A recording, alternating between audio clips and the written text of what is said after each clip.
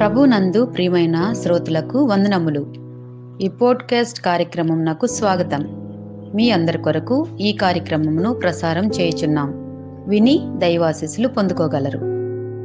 ప్రియ దేవుని జనాంగమా, ఇర్మియా గ్రంథంలో నుంచి మనం కొన్ని ఆధ్యాత్మికమైన పాఠాలు నేర్చుకుంటూ వస్తూ ఉన్నాం. అలసట గురించి. మన అలసటలో నుంచి మనం బయటపడాలంటే దేవుని వాక్యం మీద ఆధారపడాలని, దైవజనుల మాటలను శ్రద్ధగా వినాలని మనం గమనిస్తూ వచ్చాం. అదే యొక్క వాక్యంలో నుంచి మరొక మాటను మనం గమనిద్దాం. ఇర్మియా 31:24 అలసియున్న వారి ఆశను తృప్తిపరచును, కృషించిన వారినందరినీ నింపుదును అని ప్రభువు చెప్పిన మాట. దేవుని యొక్క సంఘం మన అలసటను తీరుస్తుంది. ఇందాక దేవుని యొక్క మాట మన అలసటను తీరుస్తుందని మనం గమనించాం. యెషయా గ్రంథం 5:26-27 ఆయన దూరముగానున్న జనములను పిలుచుటకు ధ్వజమునెత్తును, భూమ్యంతము నుండి వారిని రప్పించుటకు ఈలగొట్టును. అదిగో వారు త్వరపడి వేగముగా వచ్చుచున్నారు, వారిలో అలసిన వాడైనను త్రొట్టిల్లు వాడైనను లేడు. దేవుని ధ్వజము అనగా ఆయన సహవాసం, సన్నిధి. క్రైస్తవ సంఘం సహవాసం మనకి అలసటను దూరం చేస్తుంది అని మనం గుర్తుపెట్టుకోవాలండి. దేవుని సన్నిధిని విడిచి దెలీలా సన్నిధికి వచ్చిన సంసోను సాతాను అలసట కలుగజేసి నిద్రపుచ్చి అతని యొక్క ఆత్మీయ ఆశీర్వాదాలను కత్తిరించేసింది. ఇంకో మాటలో చెప్పాలంటే దొంగిలించింది. న్యాయాధిపతి గ్రంథం 16:19 ఆమె తన తొడ మీద అతనిని నిద్రపుచ్చి ఒక మనుష్యుని పిలిపించి వాని చేత అతని తల మీద 7 జడలను క్షౌరము చేయించి అతనిని బాధించుటకు మొదలుపెట్టెను. అప్పుడు అతనిలో నుండి బలము తొలగిపోయెను. కాబట్టి ఎవరైతే దేవుని ధ్వజముగా ఉన్న ఆయన సంఘ సహవాసములోనికి వస్తారో వారికి అలుపు అనేది యేసయ్య రానివ్వడు అని గుర్తుపెట్టుకోవాలి. ఎస్, దేవుని సంఘం హాస్పిటల్. ఆ దేవుని సంఘంలో ఉన్నటువంటి దేవుడు డాక్టర్. దేవుని సంఘానికి మనం దూరం అవ్వకూడదు. నీకు ఏ సమస్య ఉన్నా, ఏ రోగమున్నా, ఏ కష్టమున్నా, ఏ నష్టమున్నా దేవుని మందిరానికి దగ్గరగా రావడానికి నువ్వు ప్రయత్నం చేయాలి. ఎందుకనంటే దేవుని మందిరం అనే వైద్యశాల నీకున్న రోగాలను బాగు చేయగలదు. దేవుని మందిరంలో ఉన్నటువంటి పరమవైద్యుడైనటువంటి దేవుడు మన యొక్క అలసటలను తీర్చగలడు. నిజంగా చెప్తున్నాను, ఆయన ఇవ్వగలిగిన మందు కంటే ఈ లోకంలో ఎవరు బెస్ట్ మెడిసిన్ ఇవ్వలేరు. బికాస్ మన దేవుడు బెస్ట్ డాక్టర్. మన దేవుడు బెస్ట్ మెడిసిన్ ఇవ్వగలిగినటువంటి గొప్ప డాక్టర్ అని గుర్తుపెట్టుకోవాలి. ఈరోజు ఏ అలసటలతో నువ్వు ఉన్నావో నాకు తెలియదు. నిజంగా కొంతమంది జీవితాల్లో నేను గమనిస్తూ ఉంటాను. సోమవారం నుంచి శనివారం దాకా పనుల ఒత్తిడిలో పడిపోయి ఆదివారం దేవుని మందిరానికి వచ్చి కాసేపు అలా కూర్చుంటే వాళ్ళు పడిన కష్టమంతా మర్చిపోయామండి.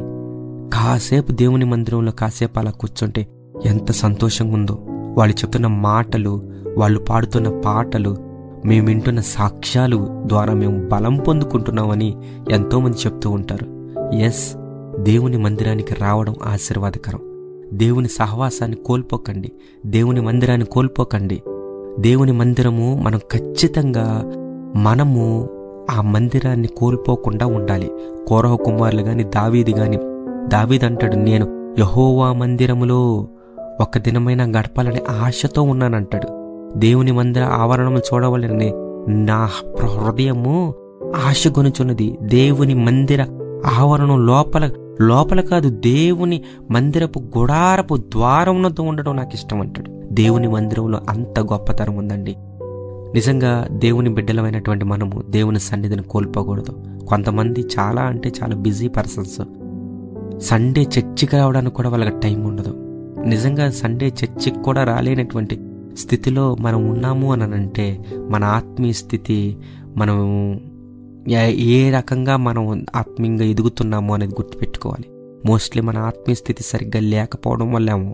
కాబట్టి దేవుని మందిరాన్ని కోల్పోవద్దు. దేవుని మందిరం అనేటటువంటి ధ్వజము మనకి దిగ్విజయాన్ని ఇస్తుంది. ఆయన ధ్వజము మనకి దిగ్విజయాన్ని ఇస్తుందండి. తెలుసు కదా సంసోను ఎంత పెద్ద తప్పు చేశాడు.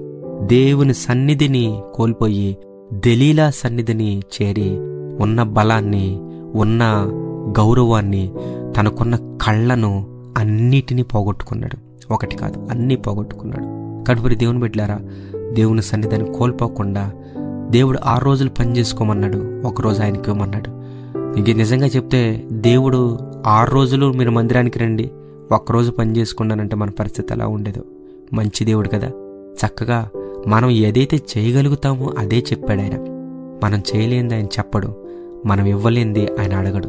కాబట్టి మనం చేయగలిగింది ఆయన చెప్పాడు కనుక చేద్దాం, దేవుని మందిరానికి దగ్గర అవుదాం, మనకున్న అలసటల నుంచి బయటపడదాం. ప్రభువు మనకి సహాయం చేయునుగాక. ఆమేన్.